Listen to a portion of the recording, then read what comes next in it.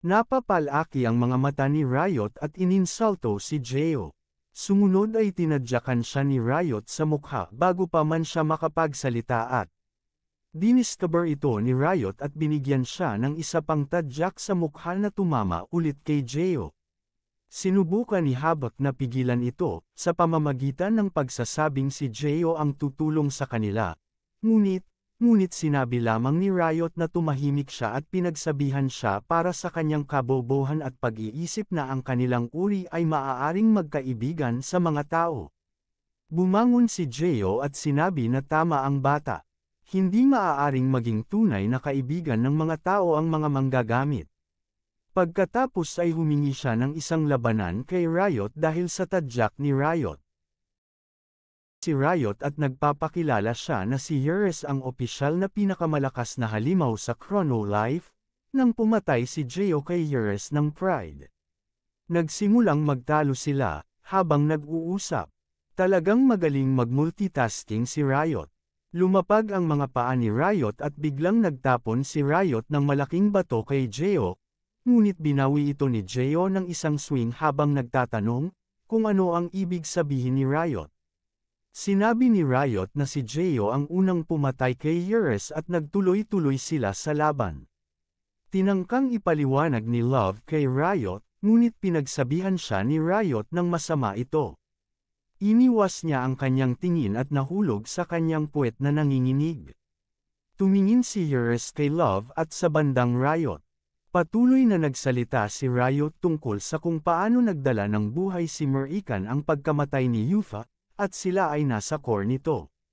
Sa kabila nito, lahat ng mga problemang ito ay madali nang maaalis at gagawin ito ng pinakamalakas na tao sa kasaysayan ng Chrono Life, si Yufa, at ang kanyang unang Brave Warrior ay muling mabubuhay. Oo nga pala, si Yufa ang bagong kalaban ni Geo. Habang nagsasalita si Riot tungkol dito, naroon si Luna sa kinaroroonan ng bangkay ni Yufa na may kumikislap na crest sa ulo ng bungo, at ngumiti si Luna, at sinabi na hindi pa oras para siya magising kaya ibinahagi niya ang kanyang kapangyarihan sa kanya. Bilang nagpapasa ng kapangyarihan niya sa bangkay, nabubuhay ito, at mayroon ng laman at armadura. Tumayo ang bangkay at siya ay dapat maging responsable para sa pagkabuhay muli ng lalaki si Yufa. Sa paraisong Silver Beach, nagtatanong si Geo kung sino si Yufa, at bakit siya dapat mag-alala dito. Sinabi niya na kung si Yufa ay isang mandirigma, susuportahan niya ang mga tao kaya't hindi niya nakikitang malaki ang problema. Tumawa si Riot sa kamangmangan ni Geo at sinabing si Yufa ay hindi muling mabubuhay bilang tao kundi Magi gising bilang isa sa 7 deadly sins at papatay sa mga taong nagtaksil sa kanya saan man siya magpunta. Habang naruroon si Luna sa kalansay ni Yufa, biglang kumikislap ang isang malaking magic crest sa lupa at isang bato sa lupa ay umuusok, habang umuungol ang lupa. Inangat ng isang sigaw ang kanyang kamay ang lupa ay nagbukas at puno ng mga angerto. Nagsimula si Luna na magsalita mag-isa, masaya na ibinalita ang kwento ng pinakaunang mandirigmang si Yufa. Habang si Geo ay nakatulala, si Geo ay paulit-ulit na sinasabi na skip ang dialogo. Tinanong ni Riot kung ano ang ginagawa niya. Nahihiya si Geo at umamin na ginagamit niya ang skip button dahil pinapatigil niya ang lahat ng kwento sa laro. Sumagot din si Geo at sinabing ginagawa niya rin iyon. Sa madaling sabi, ang mabuting mandirigma ay naging masama at muling binuhay. Sabi ni Geo hindi niya tinaasan ang lahat ng mga hit para sa nakakabagot na kwentuhan. Mayabang na nagyabang si Geo na isang suntok lang niya si Euros. At takot na ang isang mandirigma ay hindi nakatanggap-tanggap. Muling ipinahayag ni Riot kung gaano kababaw ang pag-iisip ni Geo. Binigyan niya ng lecture si Geo at sinabihan na dapat niyang malaman ang kaguluhan na maaaring idudulot ng isa pang tao. Walang katiyakan, sabi ni Riot, na ang mga tao ay sasalakayin ni Yufa. Bigla na lang dumating si Habak sa likuran ni Geo at hinawakan ang kanyang braso, sinabihan siyang huminto, kung ano ang kanyang balak gawin. Nagutos si Geo kay Habak na pakawalan siya, ngunit patuloy na hinahawakan siya ni Habak. Sinabihan kanya na magpakalma, at sinabi ni Geo na masakit pa rin ang tadyak noon na tinamo niya. Sinabi ni Habak na buo na siya at gumaling ang kanyang tama, at nagpapahayag tungkol sa mga item na kanyang naibinenta. Ito ay nagpahinto sa kay Geo at ipinakita ni Habak na ang taong bumili ng lahat ng 15 bilyong won or $11 million na halaga ng mga item ay ang kanyang Panginoon na si Riot. Oy, tumatawag ko sa kanya na Daddy, fam.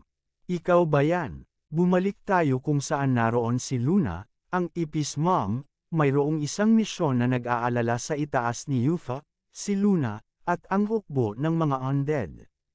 Natutuhan ni Yufa mula kay Luna na ang kwento ng laro ay isang kumpletong at bulok. Ibinahagi niya ang kanyang kapangyarihan sa kanya upang hindi siya magkulang sa enerhiya. At nagpasalamat si Yufa sa kanya, at ipinangako na kabayaran siya habang umalis. Nagtanong si Luna kung saan siya pupunta, at sinabi ni Yufa na alam na niya kung saan.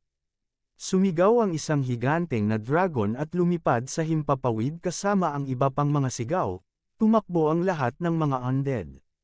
Tumingin si Yufa pabalik, at sinabi kung paano niya tinitingnan ang mundo at ngayon ay panahon na para sirain ito.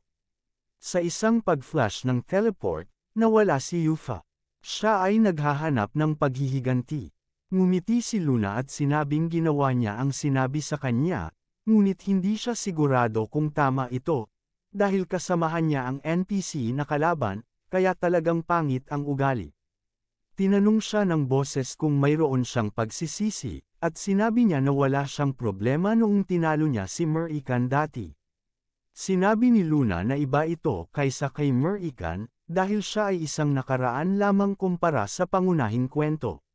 Sinabihan siya ng boses na kalimutan na lang ito at tamasahin ang palabas.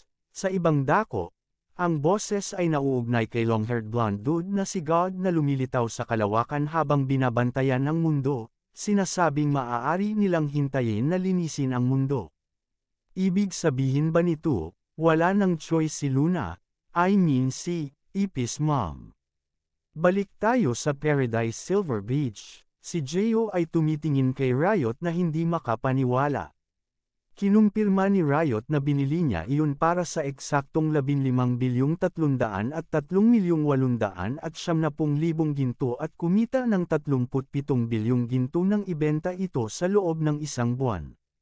Tumitig siya at nagsimulang tawagin siyang, Sir, mas magiliw daw siya kung tawagin siya na boss. Hinaranggan ni Geo ang kamay ni Riot, humingi ng paumanhin, at hiningi kay Riot na turuan siya ng kanyang mga paraan bilang isang dakilang mangangalakal o businessman. Tiningnan siya ni Riot at sinabi sa kanya na talagang wala siyang pride. Wala raw pride si Geo, pride ba na sabon ang hanap nito, pero ang kanyang kasakiman ay nasa maximum level. Biglang umuga ang lupa at ipinahayag ni Riot na, narito na ang dulo ng mundo. At si Geo ay mabilis na hinampas paikot para sa Super Saiyan na paglipad papuntang Front Village. Nakita nila ang mga kalansay na lumilipad sa himpapawid at nagkaroon ng gyera. Ang Front Village ay nasusunog at ang mga kalansay ay sumasaksak sa bawat tao na kanilang nakakasalubong. Maraming manlalaro ang namatay bago ipahayag ng sistema, ang pangunahing misyon ng Chronolife na protektahan ang mundo mula kay Yufa, ang mandirigmang may galit sa mundo. Walang oras upang tingnan ang mga detalye ng misyon, kaya ang mga manglalaro ay napalibutan ng isang pulutong ng mga kalansay. Ang mga inosenteng manlalaro ay namamatay sa lahat ng sulok. Muling nagliwanag ang isang tungkod at binagsak ang Flame Hurricane. Ang nagtapon ng kasanayan ay si Abracadabra, ang pinakamakapangyarihang mangkukulam ng Royal Family at pinuno ng Holy Land Guild. Parang emo girl, Infern Edition ito.